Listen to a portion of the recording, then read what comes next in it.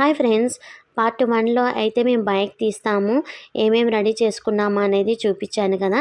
Next ఇప్పుడైతే ఇది బొట్లు పెట్టిన సర్వ ఉంది కదా, అది ఆ సర్వను మెయిన్ డోర్ ముందు అయితే ఇలా పెడతాము.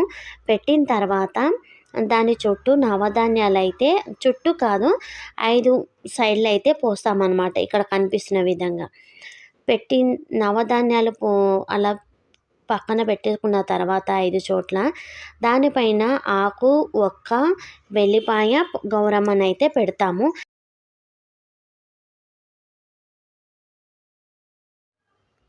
ఈ సంప్రదాయం అనేది ప్రతి ఒక్కరి ఇంట్లల్లో ఉంటుంది. ఎందుకంటే మా చుట్టుపక్కల వాళ్ళు కూడా బైక్ ఎప్పుడు తీస్తారమ్మా, బైక్ ఎప్పుడు తీస్తారమ్మా అని అడుగుతున్నారు. అంటే కంపల్సరీ ప్రతి ఒక్కరికి అయితే తెలిసి ఉంటుంది, కొంతమందికి ఉండకపోవచ్చు.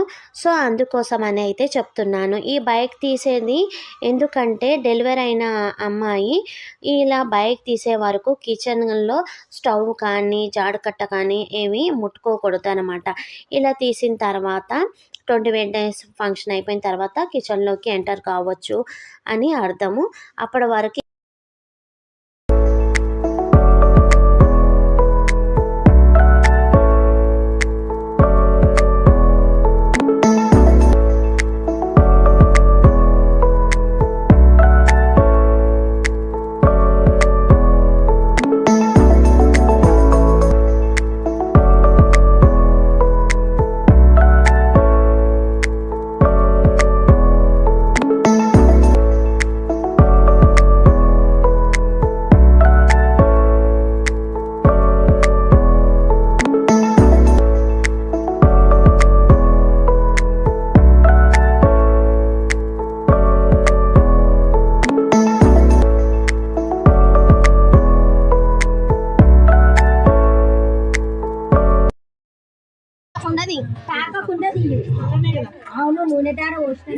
పాలదాన నీకు నూనె ఇప్పుడే అది పోసిన తర్వాతనే చెంబులో నింపాలి.